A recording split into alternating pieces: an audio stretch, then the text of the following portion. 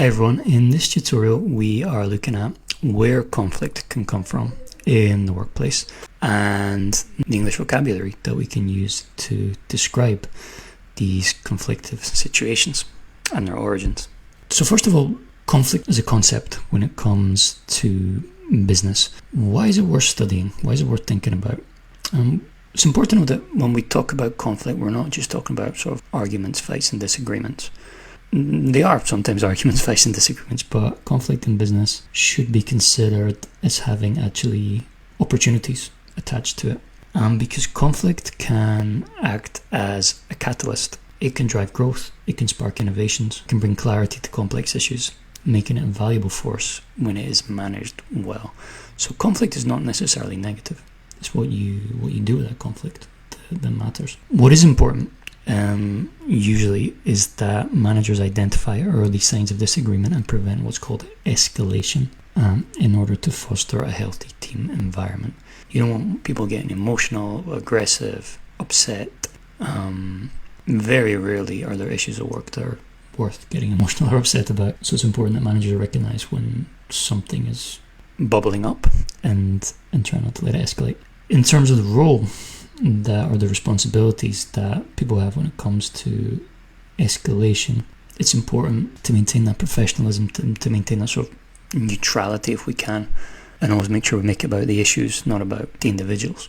So we only use professional and neutral terms like we had a difference of opinion as opposed to we argued, because argue has an emotional quality attached to it, right? Whereas we had a difference of opinion is more factual.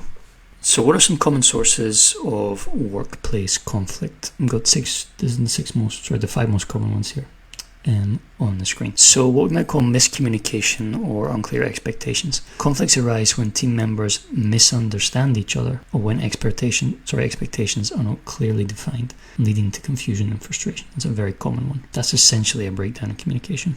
Personality clashes, it can happen. It shouldn't really when people are acting professionally, but it can happen. Differences in work style or personalities can lead to misunderstandings and conflict when collaboration styles clash. Or maybe not even misunderstandings, just conflict, because people don't like each other. It can happen.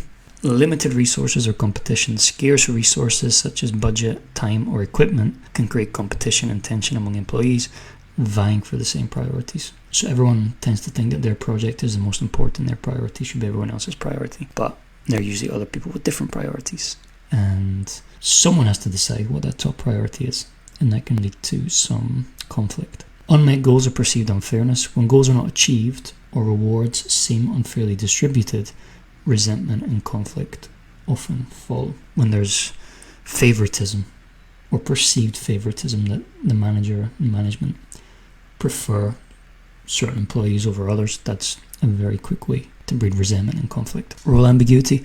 Unclear responsibilities cause overlap or gaps in tasks, making it difficult for individuals to know who is accountable for what. That could be especially true in smaller companies and startup companies where the roles perhaps are not fully defined yet, and it's sort of a sequence of trial and error until everything gets better defined and better codified. Some key English vocabulary around this: resources, expectations, priorities, and communication breakdown. Quite often vocabulary we would associate with conflict and describing conflict. So we take communication breakdowns specifically. This can often happen due to poor listening skills. Failing to fully listen or interrupting can cause misunderstandings and frustration, leading to conflict in conversations or meetings. I spoke elsewhere in the course about the importance of active listening. So really listening to what the person's saying and not just waiting for them to stop talking so you can say what it is you've been waiting to say. Cultural misunderstandings. Differences in cultural norms and communication styles can result in unintended offense or confusion between team members. So especially if we're working cross-culturally with an international team, that can be a reasonably common occurrence. Direct versus indirect communication. Being overly direct can seem rude, while being too indirect may cause unclear messages. Both increase the risk of conflict. So we've spoken about this earlier in the course. Generally speaking, you want to have a soft message but with a clear point behind it when you are communicating. Misinterpreting tone of messages. Emails and texts lack vocal tone, making it easy to misread intent. Softening language with phrases like "I may have misunderstood" can be very helpful in these circumstances. When you're just relying on writing, you don't have the other cues like tone, like body language, volume, that would help you understand the other person's intention or idea. So we're talking about the role and the responsibility of individuals in conflict. When tasks lack clear definition, confusion grows, leading to inefficiency and disputes over who should complete specific work. So it's really important that the manager, or whoever's in charge of the process and the flow, clearly defines roles and expectations. Who does what, when, and in what order, depending on what's being worked on in the flow.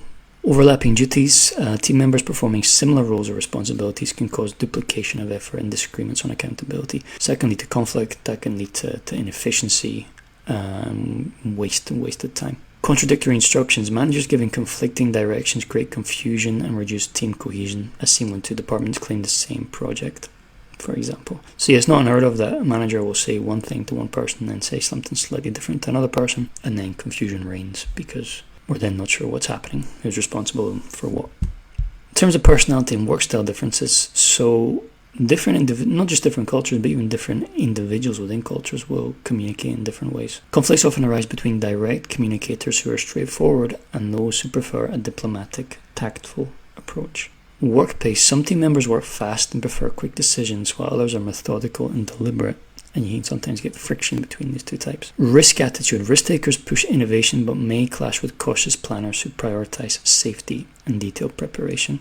Key vocabulary to keep in mind for this particular topic: words like temperament, assertiveness, adaptability, and compromise. And again, keep in mind that we want to use neutral, respectful language, so you might describe a manager as someone who prefers direct style as opposed to aggressive. Structural and organizational causes of conflict. So a lack of a clear hierarchy. Unclear reporting lines create confusion about decision-making authority, leading to frustration and conflict over responsibilities. Poor feedback loops. Ineffective communication channels prevent timely feedback, causing misunderstandings and unresolved issues to escalate between teams. Cross-departmental friction. Departments often have competing goals and priorities, such as sales focusing on targets, while production emphasizes quality, creating tensions. So different departments have different priorities. Competition between teams. Rivalry for resources, recognition, or influence can lead to unhealthy competition, impacting collaboration and overall morale. Healthy competition between teams is usually fine. People trying to improve, people trying to be better. That's great. But it can become unhealthy and a conflict, especially when there is competition for resources or recognition.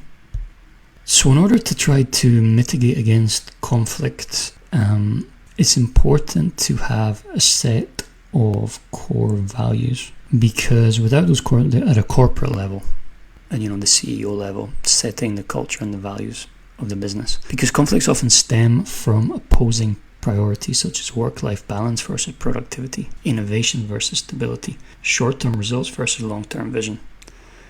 And usually what side we're going to be on in each case as a corporate culture is laid out pretty clearly.